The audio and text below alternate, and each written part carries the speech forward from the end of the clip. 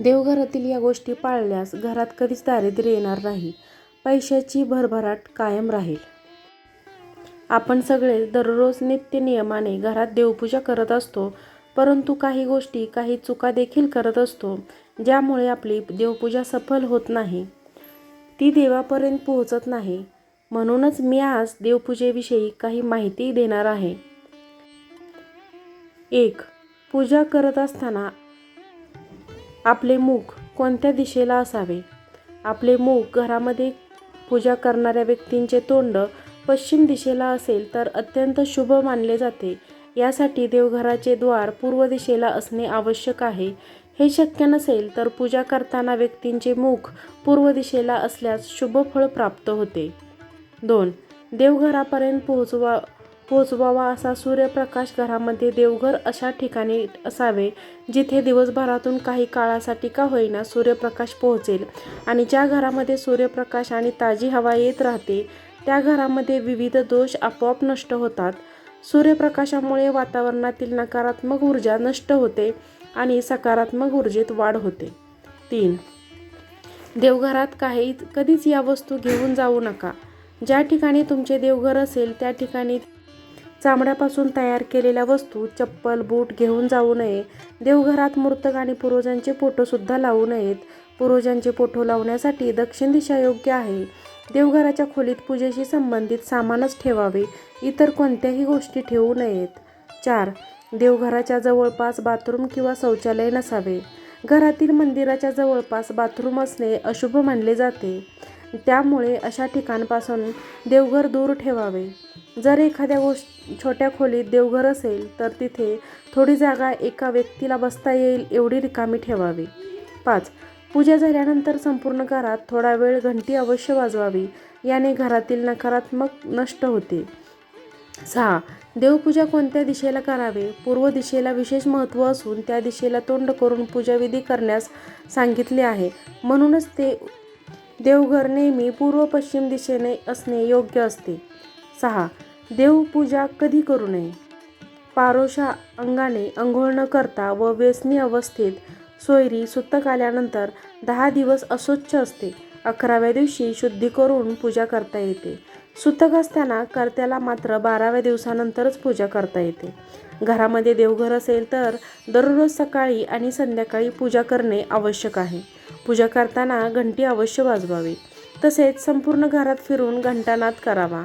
असे केल्याने घंटेच्या आवाजाने नकारात्मकता नष्ट होते आणि सकारात्मकता वाढते. 7. पूजन सामग्रीशी संबंधित खास गोष्टी. पूजेमध्ये शिळे, सुकलेले फुले, पान अर्पण करू नये. स्वच्छ आणि ताज्या पानाचाच उपयोग करावा. या संदर्भात एक गोष्ट विशेष लक्षात ठेवावी की तुळशीची पाने आणि गंगेचे पाणी कधीही शिळी मानले जात नाहीत, त्यामुळे यांचा उपयोग केव्हाही कधीही करू शकता. इतर सामग्री ताजी असावी. एखाद्या फुलांचा हार घेतला असेल किंवा ते खराब झाले असेल तर ते देवाला अर्पण करू नये. 8.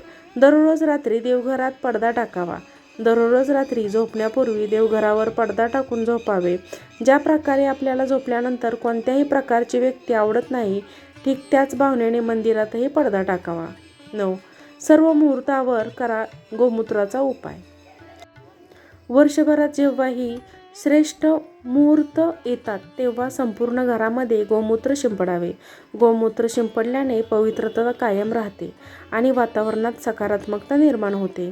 शास्त्रानुसार गोमूत्र अत्यंत चमत्कारिक प्रभाव करते आणि या उपायाने देवी शक्तीची विशेष कृपा लाभते. 10. खंडित मूर्ती देवघरात ठेवू नका. शास्त्रानुसार खंडित भंगलेल्या मूर्तींची पूजा वर्ज्य मानली जाते. खंडित झालेली मूर्ती देवघरात ठेवू नये, विसर्जित करावे. पूजा अशुभ मानली जाते. या संदर्भात एका गोष्टींकडे विशेष लक्ष द्यावे की शिवलिंग कधीही कोणत्याही अवस्थेत खंडित मानले जात नाही.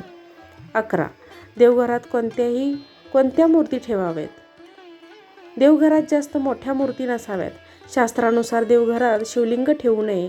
जर शिवलिंग असेल तर ते अंगठ्याच्या आकारापेक्षा कमी असावे आणि या उपायाने देवी शक्तीची विशेष कृपाही लाभते. 12. देवतेला दीप ओवाळणे. जेव्हा जेव्हा देवाला निरांजनाने घड्याळाच्या काट्याच्या 3 वेळा सावकाश ओवाळावे. याच वेळी डाव्या हाताने घंटीनाद करावा. दीप लावण्याच्या संदर्भात हे लक्षात ठेवा, दीप प्रज्वलित करताना एका दिव्याने दुसरा दिवा लावू नये. तेलाच्या दिव्याने तुपाचा दिवा लावू नये. देवघरातील तेलाच्या दिव्याने वात प्रतिदिन पालटावी. देवतेला धूप दाखवणे किंवा उदबत्तीने ओवाळणे. देवाला धूप दाखवताना तो हाताने पसरवू नये. 13. देवाला धूप दाखवताना तो हाताने पसरवू नये. दुपारनंतर त्या देवतेचे तत्व जास्त प्रमाणात आकृष्ट करून घेऊ शकतील अशा गंधांच्या उदबत्त्यांनी त्या देवतेला ओवाळणे. उदाहरणार्थ शिवाला हिना आणि श्री लक्ष्मी देवीला गुलाब. देवतेला ओवाळण्याच्या उदबत्ती या त्यांची संख्या सर्वसाधारणतः प्राथमिक अवस्थेतील शक्ती उपासकांचे 5 कर्तव्य म्हणून पूजा वगैरे करण्याचे 2 आणि भक्तिभावाने उपास करणाऱ्या साधकांचे एका उदबत्तीने देवतेला 3 वेळा ओवाळावे. धूप दाखवताना तसेच उदबत्ती ओवाळताना डाव्या हाताने घंटी वाजवावी आणि उजव्या हाताने धूप ओवाळावे. व्हिडिओ आवडल्यास लाईक करा, शेअर करा, सबस्क्राईब करा. अशाच नवीन छानशा व्हिडिओमध्ये आपण पुन्हा नक्कीच भेटू.